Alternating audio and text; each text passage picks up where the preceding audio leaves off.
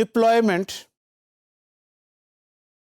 اگر فزیکلی اس ایپلیکیشن کو آپ نے کیسے ڈپلوائے کرنا ہے، obviously from an architectural point of view یہ ایک امپورٹنٹ کنسیڈریشن ہے. کتنے ٹیئرز پہ ہوں گا، ہر ٹیئر کدھر اس کو ڈپلوائے کرنا ہے، کلائنٹ مشینز کیسی ہیں، سرورز کیسے ہیں، ڈیٹا بیس کیسا ہے، and so and so fourth.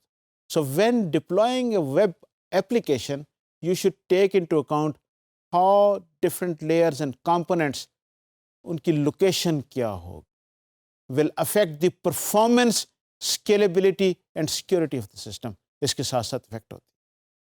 اس کی لوکیشن کے ساتھ یہ ساری چیزیں ایسوسیٹڈ ہیں، پرفارمنس، اسکیلیبلٹی، سیکورٹی. تو یہ ساری چیزیں جب آپ ڈپلائمنٹ کرتے ہیں تو آپ کو ان چیزوں کا بھی آپ کو خیال رکھنا پڑے گا.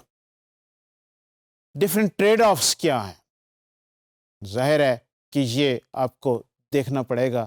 یہی بیلنسنگ ایکٹ ہے as an architect, as a designer جو آپ کرتے ہیں.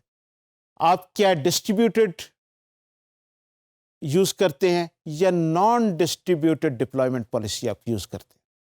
کون سی آپ کی اپروچ ہے؟ Depending upon the business requirements and the infrastructure constraints آپ کی کیا ہیں.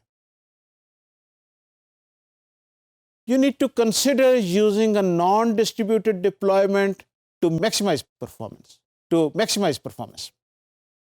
Non-distributed deployment ایک ہی مشین پہ سب کچھ یا زیادہ چیزیں اس کو تو اس سے آپ کی پرفارمنس آپ کی بہتر ہوگی. آبویسلی نیٹورک اوور ہیڈس کم ہو جاتے ہیں اور بہت سارے آپ کو ایڈوانٹیجز ملتے ہیں from a performance point of view. تو یہ آپ کو on the other hand distributed deployment جو ہے which achieves better scalability and allow each layer to be secured separately. اس کا فائدہ یہ ہے.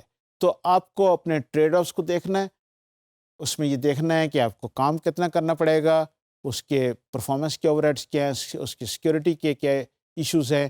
سو ساری چیزیں آپ کے پاس ریسورسز کتنے ہیں، کنسٹرینٹس آپ کے پاس کیا ہیں، ان ساری چیزوں کو دیکھتے ہوئے آپ کو ڈیزائن کرنا پڑے گا اور سوچنا پڑے گا کہ آپ ڈپلوائے اس ایپلیکیشن کو کیسے کریں گے.